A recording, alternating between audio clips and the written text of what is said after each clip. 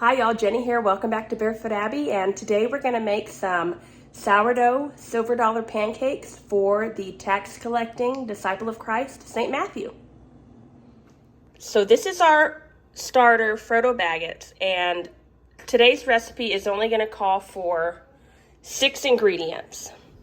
We're going to be using a fed starter, and all that means is that we have either fed it the night before and given it time to rise overnight, or it has come straight out of the fridge after being fed, and we are going to be the latter today. So we're going to need 4 cups of the starter. We're going to need 4 eggs, half a cup of olive oil, 1/4 cup of honey, 1 teaspoon of salt, and 2 teaspoons of baking soda, and that's going to be the last ingredient you put in because that's going to really make it foam up. That's going to be fun to watch. And this here is the Himalayan pink salt. We're going to be, once we are done with that and gone through all that, we're going to switch over to Redmond real salt full time. That's just because it's mined here in the USA, in Utah. And when we buy salt that is iodized, that just means that it's been washed completely, and it removes all those minerals in there, all the different colors there are, the different minerals that naturally are mined with salt. And iodized salt has it washed out to where it's only salt, and we lose all those minerals. A little bit more about salt. When you go for your Epiphany blessing and get your Epiphany water and all that, you can also take the year's supply that you're going to use of salt and have that blessed as well. That's when the traditional salt blessing is done, as well as oil. So you can take a big thing of olive oil like that, and just whatever you think you're going to use, it's not going to go bad. When you're working with sourdough, you always want to make sure that you are using things that aren't going to react with the dough.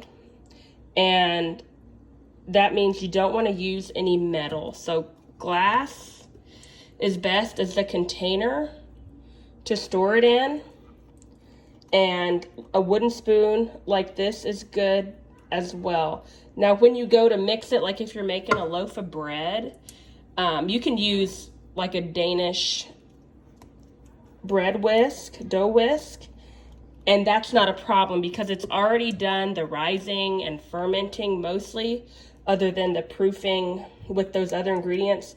But it's not just the starter itself being affected, and it's not your whole, reserve of the starter that would be impacted. It's just that one recipe that you're doing. We have our 4 cups of the starter, and you could definitely half this recipe if you wanted to. I always try to do more because it's really easy to do ahead of time and then freeze it. So you could freeze this the week before and then pull it out for the Feast of St. Matthew, or just have extra on hand. So after the 4 cups of the sourdough, we're going to do the 4 eggs here. And then we'll move on to the oil and the honey. And you want to do the oil before you do the honey because that's going to help you get all that honey out of there and not have any wasted.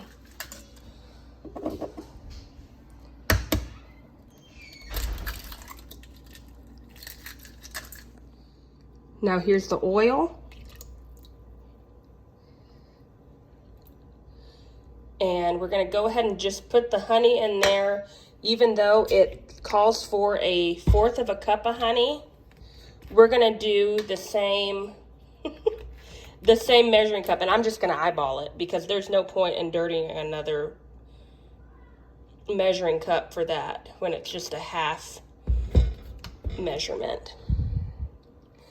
And that should help. That oil first should help all that honey just come right on out of there, because this is the good stuff. I can't wait for our bees to be old enough to where we can harvest honey from them. But in the meantime, we're thankful to have this local one that's produced near us in Texas. And that's what you want to have when you have honey, because the bees are pulling from all of the different, you know, allergens and pollens that may be setting you off. And that's going to help you ingesting that local honey that's the raw, unfiltered. And it's just going to, you know, help you to be able to combat the things in your area a little bit better. I love these little measuring spoons. They are adjustable, and I use these all the time. I believe I got these, probably over 10 years ago from a Pampered Chef deal, and you know, a party I went to with my mother, and I just love them. They're great. They've got a, you know, I guess they still have them, teaspoon and tablespoon. There's probably other things out there. I can try to find some links for that, but we're gonna do a teaspoon of the salt. Move my everyday scoop out of there. And then we're gonna do 2 of the baking soda, but I'm gonna mix all this up first. And a lot of people don't know that it takes bees a year at least to get established. So you get them in the spring, and then they need to, over the summer, that first summer you have them in their new location, they need to build up their stores for the winter. And so you're not going to want to put a super on there that is, you know, basically just for honey storage. You just want to let them get established in their new spot, scope out where their food is, the flowers and the flora around them. It's their food. And then the next year, you should be able to, as long as the hive looks healthy, begin to harvest the honey. And it's a neat coincidence that around the time that you're supposed to harvest the honey in the summer in June, that's right near the birthday of St. John the Baptist. So that's a neat coincidence that you know, is a God wink there. And unfortunately, the Texas freezes have, the last 2 years we've had some bad days. I think they were like in February. And both times they just did not make it. They should be fine. You know, bees are hardy, and but getting into those, you know, sub temperatures, which is not typical for our area, they just couldn't handle it. So unfortunately, we've had to start over a few times with our colonies, but that's okay. That is all right. It's always a learning experience.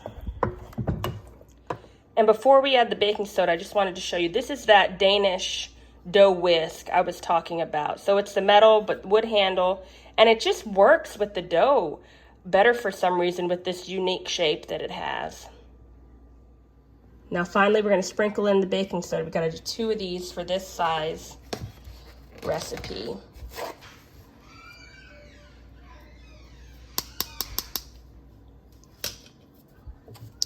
We're going to let this sit a little bit and just let it foam up.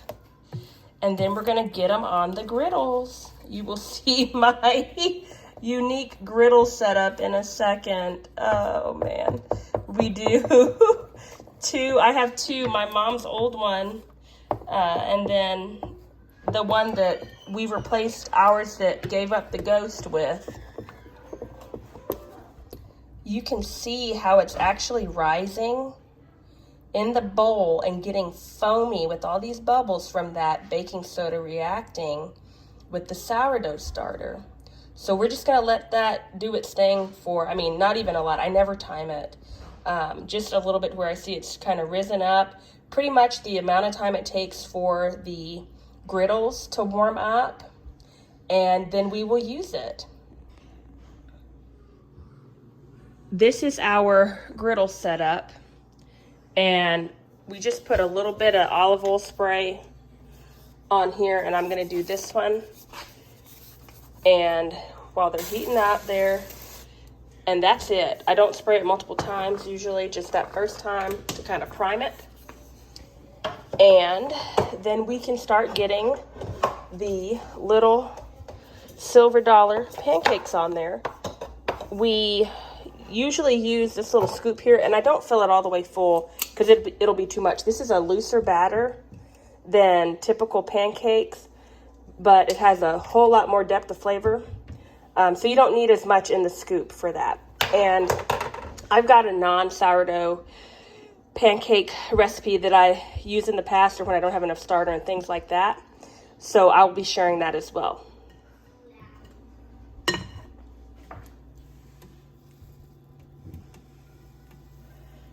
I like to cook these a little lower than typical pancakes because by the time you get them on the griddle to the end of it and all filled up, you don't want the ones you did first to burn.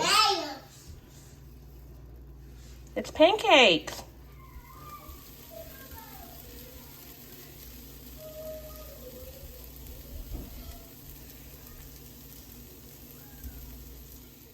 If you don't have a scoop, a half teaspoon measurement is just about the perfect size as a silver dollar.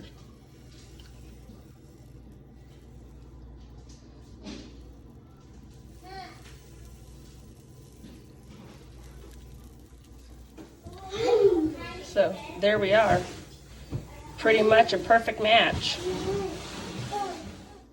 I'm just going to keep cooking these, and when they have all cooled, I'm going to put them in a Ziploc bag and freeze them flat. The night before St. Matthew's Feast on September 21st, I'm going to pull them out and put them in the refrigerator, and they should be thawed and ready after they've sat in there overnight. To go with these silver dollar pancakes, you can also make little silver dollar sausages.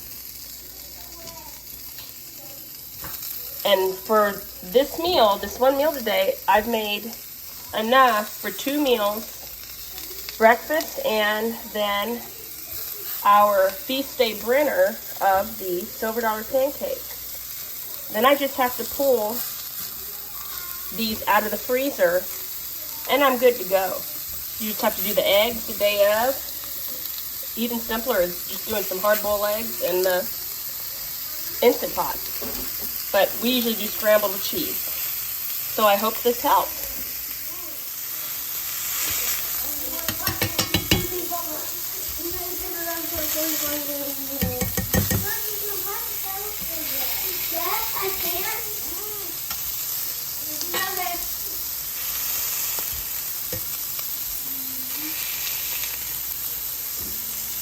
These will cook super fast.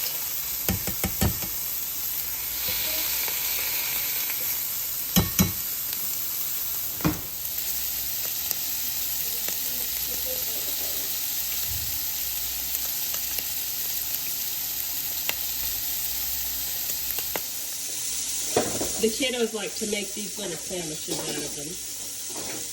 Too cute. Thank you, dears, for spending some of your time with me in my kitchen today. And until next time, just keep living your faith each day, one feast, fast, and feria at a time.